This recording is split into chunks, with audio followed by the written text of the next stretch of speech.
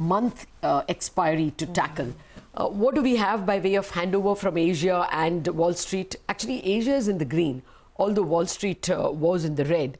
I just want to worry about one number. The FII number coming down to 24 crore. It could have been brushed off as a one-off, but yesterday I heard buzz, now I couldn't check it, that Taiwan saw outflows the day before.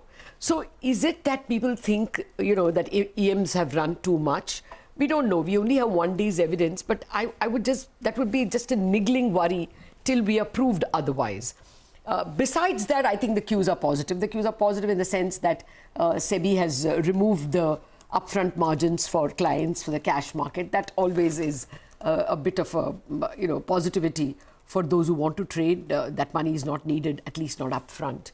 And crude, the dollar index is down to 91 and change. It was 92 when we went to bed yesterday, or when we ended trading. And also today, Thanksgiving holiday in the US. So that's also a reason why the mice will be at play, because the cat is away.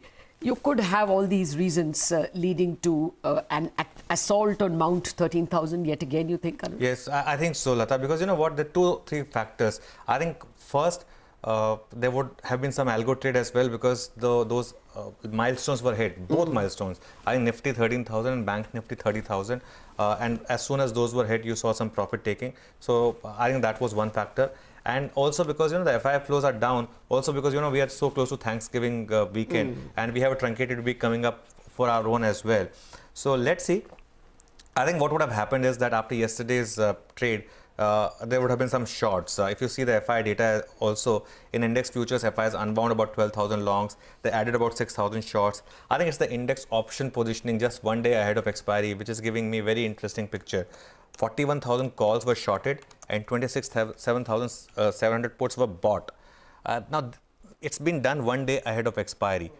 Now, if these shorts do not get followed through, which is that if you do not break yesterday's low and don't go meaningfully below that, I think then there's perhaps a possibility of a short covering. But the market's rallied so much that it can correct. It has the right to correct and still be in a bull market. So let's see. The overall texture is still buy on dip. It's just that the concept of dip perhaps has got refined a bit. We'll find out if 11,750, 800 becomes that dip which gets bought, or whether it was just a one-day correction and the market moves on. And I think, let's see, that broader texture is intact. And I think the mid-cap focus is still intact. That's where perhaps you can still focus on. Let's see. Expiry day as well, monthly expiry. So it's going to be an interesting day, perhaps with some volatility, Sonia. Absolutely. I think, volatility is how you ended it, and that was how I wanted to start it, because for now, the SGX Nifty is up about 56 points. The Dow futures are also in the green, and most of Asia has recovered from the lows. So there is a lot of green hue that you're seeing in the last half an hour. So let's see how it takes our own markets forward. But I just want to point out a little bit about the mid-cap space as well. Anuj, you were talking about how there's been this huge outperformance. So far, year-to-date, the Nifty mid-cap index is up almost about 13%. The Russell 2000 is up 20%. So there is that bit of catch-up as well. But do you think that if someone has missed out on this whole mid-cap bus, is there still perhaps a lot more to go? I think the mid-cap rally has just started, Sonia. And, I think we were discussing this with Pankaj also yesterday. While the Nifty bull market halted this year because of COVID, the mid-cap bull market had halted in 2018. The mid-caps were in a 2-year bear market, and that bear market is now ending. I'll just give you some context. If you look at the NSE 500 stocks, 32% of NSE 500 stocks are still more than 50% down from their lifetime highs. The half of their lifetime high, 32%. That's a large number, 1/3 of the broader market. 21% of stocks is down 30 to 50% from their lifetime highs, and only 29% of stocks are within, are down 10 to 30%. Only 19% stocks are at highs or previous highs. Now, this does not mean that you blindly buy these stocks. If you buy Lakshmi Vilas Bank, then, even God can't help you. And if you put it on upper circuit, knowing that it will become zero, it doesn't mean that you only sort the list and look at the stocks which are down 60, 70, 80%. If that happens, you'll end up buying the Suzlons and JPs of the world. That's not what I'm saying you should do. It's just to tell you that there's a lot of value in a lot of the mid caps and small caps. I think you'll have to do your research. I think this is going to be the phase of the market in which solid research is going to be the key fundamental, because the market's gone through a phase over the last 3 months or 6 months where the market was very easy. It was a forgiving market. You could make mistakes and the market would forgive you, because 2 or 3 days down the line, you would get your price back and make money. I think we'll now go through a phase where you'll have to be really solid about your research, make a portfolio of good 15-20 stocks in the broader market and hold them. Of course, things can still go wrong, but that's the market. That's the risk that we'll take. The appetite has already been vetted with all the Laurises and the Ambers and the Dixons. Yeah. So people are focused there. But yes, you can be a beneficiary of policy, and you have to get your own corporate governance and EBITDA right. Why PI Industries? How can we forget that? So yes, there is a lot of momentum. Also, I just want to mention, he spoke about the mid-cap index seeing about a 12.5% rally year-to-date.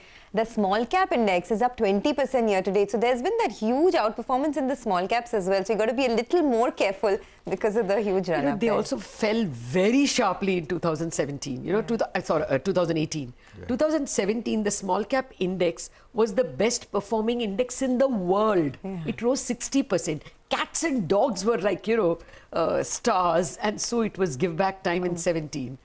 Now, of course, some recovery, but small caps clearly will have a lot more to go. But, at a time when COVID has impacted and helped the larger stocks, we have to be even more careful in the small cap index. Absolutely. All right. Well, we have a lot of opinion for you coming through, and the SGX Nifty is also indicating a green start.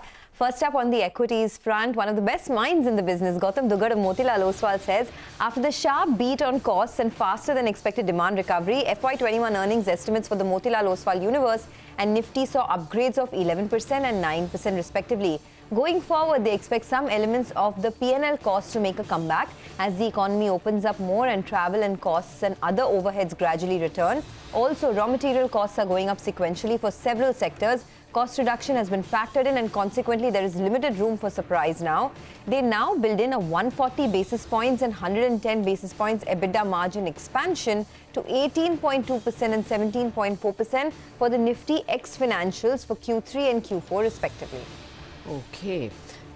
That's a lot of upgrades coming in, and this is upgrading the margins, EBITDA margins of companies.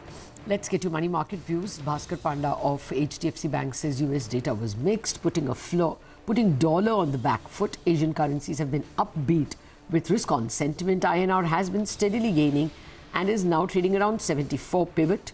For today, he expects the USD pair to consolidate below 74, trade in a range of 73.75 to 73.95. And on the bonds, Bhaskar Panda says the benchmark yields in Indian markets have been in a range and will continue in the same manner. He is expecting trade in the range of 5.87 to 5.90% for today. Okay, let's talk about the global cues. Here's Nigel with the world view.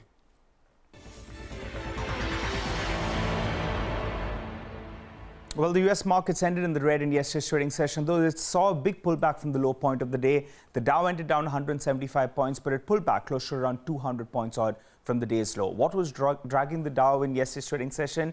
Dow component, in fact, did see a lot of selling pressure. That's Salesforce on the back of them holding talks to buy Slack Technologies. That's a smaller company that was up more than 30%, but Salesforce, in fact, was down close to around 5% odd. Remember, the Dow, yes, it has been under pressure yesterday, but for the month itself, it's up close to 12%, and it's set for its best monthly gains all the way since 1987 odd. So that's a positive coming in there. But what weighed on sentiment yesterday was the jobless data.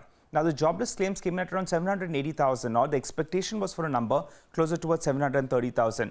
So that's something that was a little bit, uncomforting in yesterday's trading session. The Fed, though, you had the minutes that came in there, and the reading is that the Fed is ready to support. They're ready to add liquidity into the markets. So that as well was another data point that came through yesterday. Keep in mind, today the US markets are shut because of Thanksgiving holiday. And tomorrow, given that it's Black Friday, they will be ending early. So volumes were low yesterday, and with the next couple of days as well are likely to be lower. In terms of other asset classes, the dollar index continues to weaken.